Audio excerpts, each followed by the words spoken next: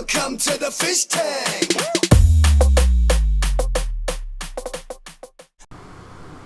Hey everybody, Fishman here, and welcome to another video.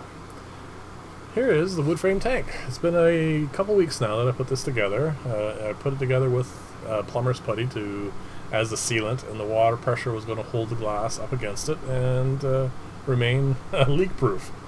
Now, it hadn't leaked, but I'm pretty sure in relatively short order it was going to. And these are the reasons why I think so. I was noticing on the inside seams, right where the glass meets the water, that the putty was not really dissolving, but it was getting a lot softer. And I suspect it was leaching something into the water itself, because the water was a little bit cloudy, which it should never be with just, all it was in it was this was water. And it was getting to the point where I was kind of concerned that the water would start forming a channel, and then once it did that, it would end up seeping through and leaking, of course. And I didn't really want to damage the wood. I really do want to use this tank for things, and it was just time to call it, because if it's going to start doing that after a couple of weeks of just being in water, it's not a long-term project. It's just not going to be the kind of thing that they used to be back when you could use, as people have told me now, asphaltum, basically black tarry goop. That goop, first off, was completely insoluble in water. It just never did. Eventually it did leach enough chemicals that it became kind of brittle and powdery itself, but that was not, and we're talking not 2 weeks, but like 2 decades kind of thing for that sort of stuff to happen. Anyway, this is just, I wanted to try this just for something to do.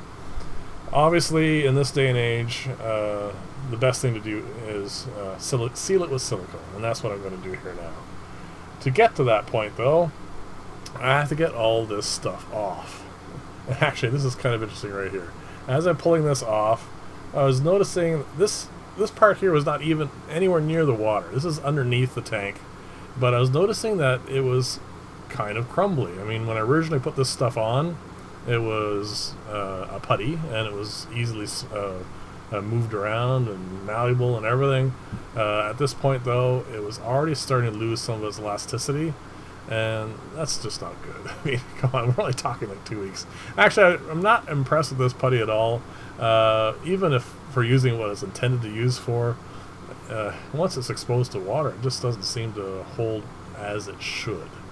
You can tell by the big pile of putty I have there. I did actually use quite a bit of it. So what I'm going to do now is the boring part of cleaning all this off.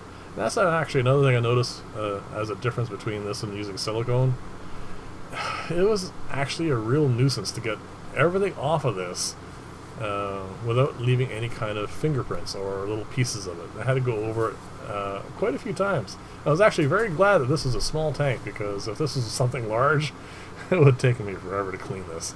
And it gets to the point now, I watch here in a second, I'm not using my fingers anymore because I have a little bit of putty on my hands still, and I'm trying to clean that off, and it's just, like I said, it's just getting fingerprints everywhere. It's just getting ridiculous.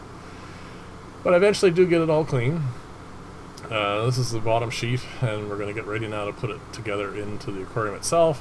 All I need to do is remove all the internal putty, but fortunately, this is a good point, at least, with this. It was actually fairly easy to remove, and because I'm using silicone, and the silicone is going to act as a buffer between the wood and the glass, it doesn't have to be spotless. It doesn't have to be clean. And thanks to everybody voting for the silicone colors of their choice, black came ahead eventually as the clear winner.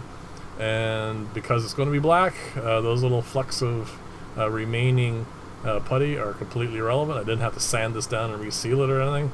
So there you go, at least a bonus here. Now this is another thing. I had originally intended on taking the top off and putting this together at the same way I had put it together for the putty, because the putty has obviously a lot thicker. And then I was thinking as I was doing that, because of the difference between using silicone and using pardon my awkwardness there, but this is actually kind of weird trying to get this the silicone gun to go through here. Anyway, the difference between silicone and putty is I don't really have to put any pressure on this to get it to seal properly, but I am kind of concerned because I built this frame with the intention of having at least an 1/8 inch of barrier, like a putty between the glass and the wood.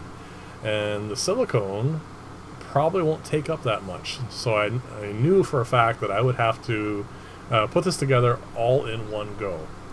So what I'm going to do here, I haven't taped anything. You notice there's no painter's tape or whatever covering any of the wood. Because there's a little trick I know about using silicone if you don't mind doing a little bit of extra work on the other side, and you'll see how that goes in when we get to that point. So I'm going to put on a lot more silicone than I would normally do because I'm trying to build up a little bit of buffer there. And now I'm going to put the bottom in, and then I'm going to, as before, I'm going to put together all the sides and everything else. I chose to go this way for another reason as well, because it's oversized. I can just fit everything in here.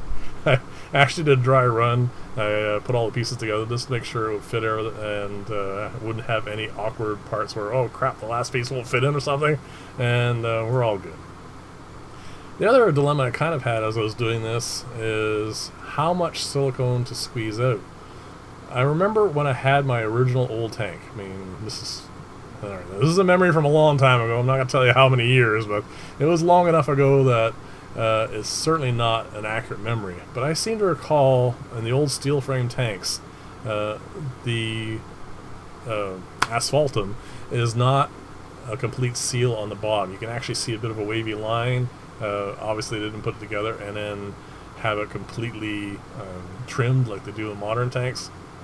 So I decided, was I going to try and make it to look authentic or try and make it perfect? So I decided to go with authenticity, also because it's a lot easier to do. As this progresses, you're going to see there's going to be a fair amount of bulging. Like the silicone is going to get squeezed out, and it's going to be next to the wood, and you're going to see it kind of bubble up. The important thing to remember when you're doing this sort of thing is don't touch it. Just leave it alone. It's easier to remove if you leave it, as you can see, like you can see seams of it there popping out, especially on the left-hand side there. Don't touch it.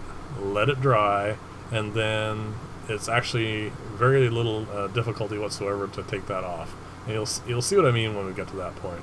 But if you start trying to smooth it out right now, you'll end up just making a mess, having it smear all over the wood and glass. Well, the glass is not such a big deal because it's fairly easy to take off.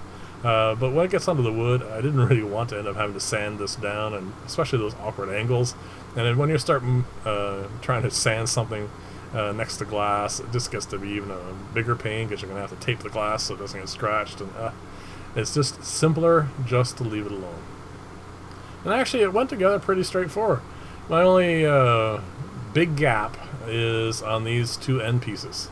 You can see there's a fair amount of wiggle room there between this edges of the inside seam and the outside panels. So there's probably about more than 1/8 of an inch, probably along the lines of 3/16. But currently, as is, once this cures, of course, it will hold water. I'm not concerned about it at all. I am going to trim this all down, and then on the inside seam here, once I have that all cleaned up, I am going to run a bead of clear just to make sure that it's well sealed. I want this to last, well, not forever, but I want it to last a long time. So right now it is looking kind of tacky and not a very clean build, but this is actually a really easy part to do here. I want to show you how simple this is. Just run a nice straight razor through this, and this is the important direction to do first. Just trim next to the wood. Shaved a little wood off there, whoops. And then just run it down by the glass, but hang on to the silicone as you do it. And you'll see here in a second, it just comes right out. It's actually not really difficult to do. There you go. It just pops right off. And this is, of course, obviously the next day. It's all dry. And that is a key, just to make sure it's cured properly before you start doing that. And then it all comes off quite nicely. And it wasn't actually too much work. Well, actually it was a fair amount of work, but it didn't take actually that long. Probably about half hour to trim it all. I'm not going to show it all to you because that would get really tedious. I'm going to show you one more end here, and that's pretty much that. But there's also one other thing I wanted to mention. I hadn't mentioned this originally, that I told people that colored silicone is not as strong as regular silicone. And there's your proof. That's just not the kind of tensile strength you get out of 100% silicone. It's just not good enough. I mean, for this kind of build, it's fine. I mean, like I said, there's so many things holding this tank together that I don't think it's going to be any issue at all. But if we're an actual free-standing aquarium, it's not strong enough. Not something I would feel comfortable with. Now that doesn't say that those black trim silicone tanks out there don't use a different variety. Maybe there is a stronger version out there somewhere. I know there is many different grades of silicone that you can get. A couple of jobs I bid on many years ago, there were certain ones where I came across some very strong versions of silicone, but for this, what you can find commercially is just not good enough. There you go, it's all nice and clean now.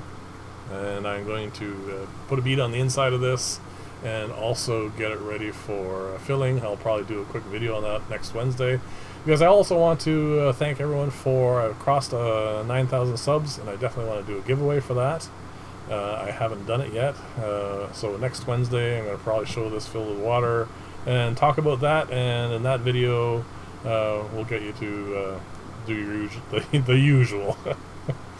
So anyway, if you like this style of video, please like and or subscribe. I also am not going to bother showing you the beading the silicone on the inside. I'll just show you a little bit of that there next week maybe, or actually just show you the end result. And there's lots of things I want to do with this tank, so it should be interesting. Thanks again for watching. I'll see you in the next video, and bye for now.